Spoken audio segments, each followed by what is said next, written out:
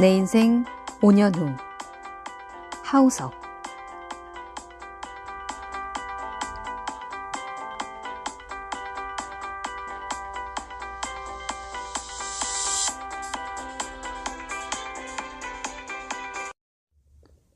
바다를 단번에 만들려 해서는 안 된다.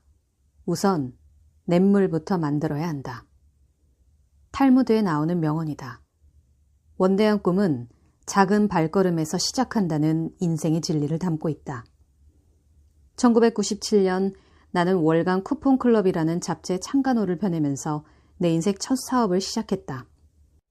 20, 30대 젊은 소비자들을 타깃으로 시내 곳곳에 먹을거리, 볼거리, 즐길거리를 위한 다양한 할인 쿠폰이 가득한 잡지였다. 창간호가 나오자마자 주요 일간지로부터 취재 요청이 쇄도했다. 당시는 IMF 외환위기 사태의 여파로 모든 기업과 가게가 허리띠를 졸라매야만 했던 시절이었다. 따라서 시기적으로 쿠폰클럽은 기자들의 구미에 딱 맞는 취재 아이템이었다. 하지만 영업 현장의 분위기는 사뭇 달랐다. 지금은 소셜 커머스의 반값 할인 쿠폰 등 할인 마케팅 전략이 기업이나 소비자에게 모두 익숙하지만 그때만 해도 쿠폰에 대한 인식이 그리 폭넓지 못했다. 쿠폰 요청을 위해 음식점, 카페, 미용실 등을 부지런히 찾아다니던 내게 돌아온 가장 흔한 답변은 그런 거 필요 없어였다. 더군다나 음식값을 깎아주는 것도 모자라 쿠폰을 게재하는 비용을 내라니. 당시 많은 점포주들에게 내 말은 좀처럼 먹혀들지 않았다. 돈이 썩었어? 당신들 좋으라고 그딴 짓을 하게? 라며 호통을 치는 사장들도 적지 않았다. 서울 시내 전역에 무려 8만 부나 배포되는 잡지이므로 홍보 효과는 물론이거니와 쿠폰을 통해 고객 수가 획기적으로 증가할 것이라는 끈질긴 설득에도 그들은 쉽게 마음을 열지 않았다. 하지만 내겐 확신이 있었다. 조금 오래 걸리겠지만 결국엔 모든 점포주가 쿠폰의 필요성을 스스로 깨닫게 될 것이라는 굳은 믿음으로 나는 지치는 줄도 모르고 길거리를 누비고 다녔다. 신촌, 대학로, 명동, 종로, 강남역 일대를 하루 12시간씩 돌아다녔다. 손님이 있건 없건 간에 점포들은 늘 바쁘게 마련이다. 나와 마주 앉아 그래 어디 설명 좀 들어봅시다 하고 잠시나마 짬을 내주는 사장들은 가뭄에 콩나듯 했다. 특히 주점의 경우에는 사장과 10분 대화를 나누기 위해 새벽 2, 3시까지 기다리는 것은 보통이었다. 그래도 천신만고 끝에 쿠폰 계약을 하나 따내면 나는 15만 원의 매출을 올릴 수 있었다. 지금 생각해보면 정말 단단히 미쳤었지 싶다. 제정신이 아니고서야 어떻게 그렇게 문전박대를 당하면서도 지치지 않고 돌아다닐 수 있었겠는가. 그러던 어느 날 전에 다녔던 회사 후배로부터 전화가 왔다. 상의할 게 있다고 했다. 나는 바쁘니까 신촌으로 오라고 했다. 그날은 마침 이화여대 앞으로 영업을 나가는 날이었다. 그 당시엔 솔직히 여유롭게 누군가를 만날 시간이 없었다. 아니, 그 시간이 낭비되는 것 같아 아까웠다. 어쨌든 나의 조언이 필요했던 후배는 강남에서 이대 앞까지 찾아와 나를 졸졸 따라다녔다. 그러면서 자신의 얘기를 할 틈을 엿보는 듯 했다. 나는 여러 점포와 사전에 정한 시간 약속들이 있어서 후배와 인사도 하는 둥 마는 둥 발걸음부터 재촉했다. 이대 정문 앞 한 미용실을 방문했다. 나는 그곳의 젊은 여직원 앞에서 공손히 머리를 숙였다. 고맙습니다. 사장님에게 꼭 말씀 좀 전해주십시오. 효과는 쿠폰 회수율로 검증될 수 있으니까 이번에 한번 해보시고. 나는 대기업 클라이언트를 대하듯이 그녀에게 열과 성을 다해 설명했다. 그리고 그곳을 나왔다. 다음 약속 장소인 한 레스토랑을 향해서. 묵묵히 나를 따라오던 후배가 드디어 입을 열었다. 선배, 그저 이런 거 하려고 회사 때려쳤어요? 후배의 표정이 착잡했다. 나는 아랑곳하지 않고 태연하게 대답했다. 이런 게 어때서? 우리 회사에서 제일 잘 나가던 선배였잖아. 몇 달 전만 해도 100억짜리 광고주를 쥐락펴락하던 사람이었잖아. 그런데 그깟 15만 원을 벌려고 그렇게 쩔쩔매며 영업을 다녀? 그것도 20살짜리 어린애한테?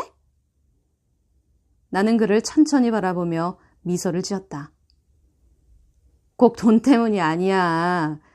이 일은 내 인생에서 가장 가치 있는 일이야. 자존심 상하지 않느냐고? 다른 사람들 앞에서 고개를 빳빳이 드는 것보다 공손하게 굽히는 게 더 진정한 자존심 아닐까? 100억짜리 클라이언트도 내게 소중한 고객이고 15만 원짜리 클라이언트도 내게 소중한 고객이야. 돈의 많고 적음을 따져 고객을 대하는 사람이야말로 치졸한 사람이지. 안 그래? 후배는 와락 울음을 터뜨렸다. 믿고 따랐던 선배가 보따리 행상처럼 이곳저곳 돌아다니는 게 아무래도 속이 상했던 모양이었다. 나는 그의 등을 따뜻하게 토닥이며 위로했고 그는 결국 고개를 끄덕이며 돌아갔다. 항고조 유방을 도와 천하를 통일한 한씨는 젊은 시절 불황자들의 바짓가랑 사이를 눈 하나 깜짝하지 않고 기어서 통과했다. 그렇지만 오는 날 그 일을 두고 누구도 한신을 손가락질하지 않는다. 자신의 위대한 목표를 이루기 위해서라면 그 어떤 일도 천하게 생각하지 않는 것. 그것이 곧 기백이다. 5년이라는 긴 시간을 위대한 목표를 위해 바치겠다고 결심했다면 당신은 이 같은 기백이 넘치는 사람이 되어야 한다. 중국의 철학자 공자가 말했듯이 다른 사람이 나를 알아주지 않아도 결코 성내지 않는 군자의 기백을 갖춰야 한다. 나는 20살 젊은 여성에게 공손히 굽히는 법을 배웠기에 내가 뜻하는 바를 이루는 데 필요한 도정 정신을 드높일 수 있었다. 문전박대를 당해 쫓겨나던 문은 나설 때도 미소와 여유를 잃지 않는 법을 배웠기에 인생의 매 순간 진정한 살아있음을 만끽할 수 있었다. 성공의 샴쌈둥이는 시련이라는 사실을 배웠기에 차가운 실패 속에도 뜨거운 성공의 단서가 깃들여 있다는 인생의 교훈을 얻을 수 있었다. 안락한 사무실에서는 도저히 배울 수 없는 인생을 길거리에서 배웠기에 어떤 역경 속에서도 새로운 삶의 싹을 틔울 줄 아는 지혜를 얻을 수 있었다. 그래서 현재 나는 학생들 앞에 당당히 설 수 있고 글을 쓸 수 있고 또 앞으로 새롭게 시도할 인생에 대한 전략을 구상할 수 있다. 내가 구상한 사업을 위해 내가 했던 헌신의 결과와 보상은 내 인생의 비옥한 밑거름이 되어 주었다.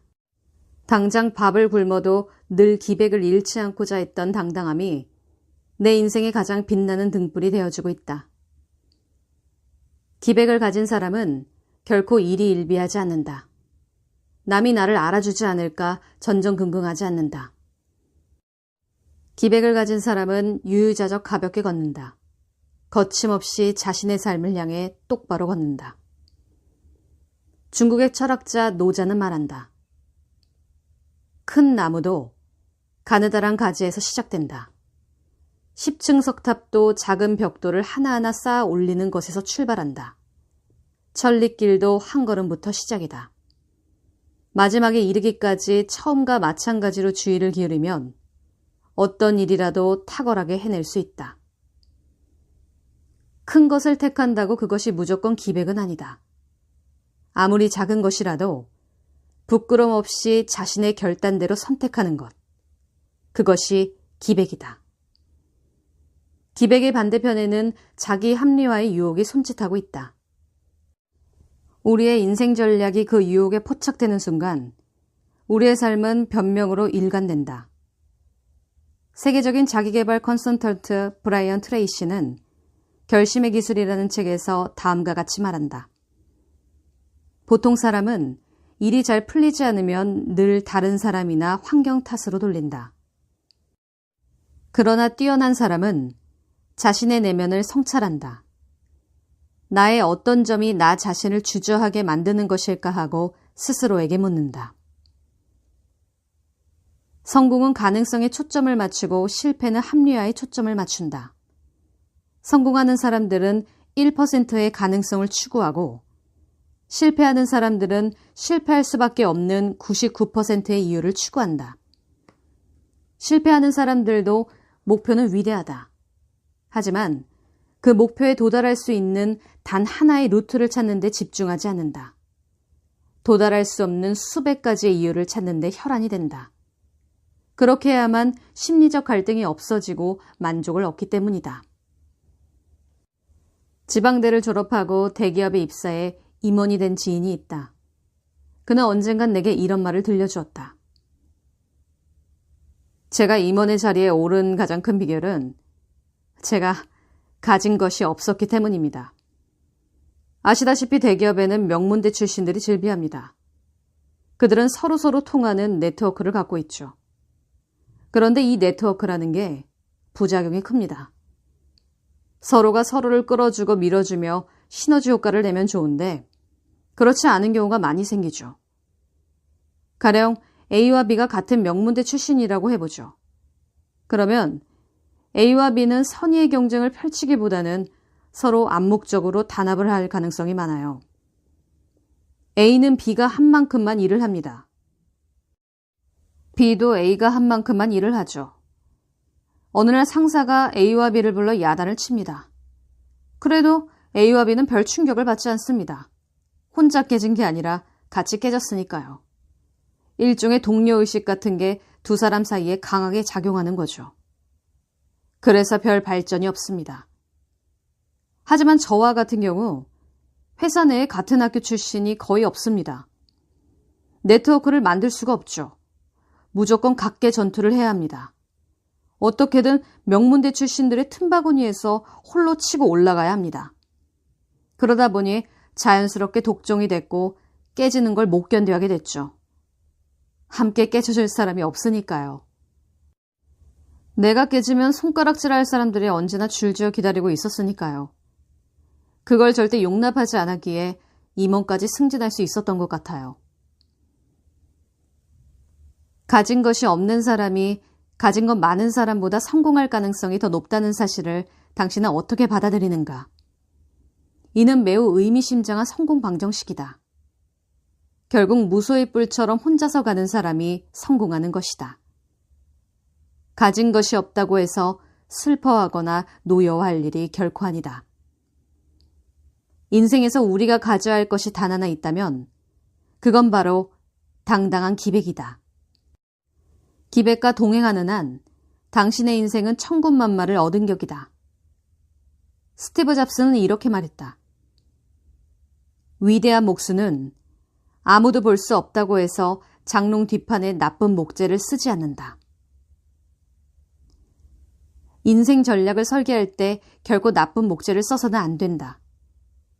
세상 사람이 다 몰라도 당신은 안다. 당신 자신에게 한치의 부끄러움이 없는 기백을 가져라. 그러면 당신은 성공할 수밖에 없는 인생을 살게 될 것이다.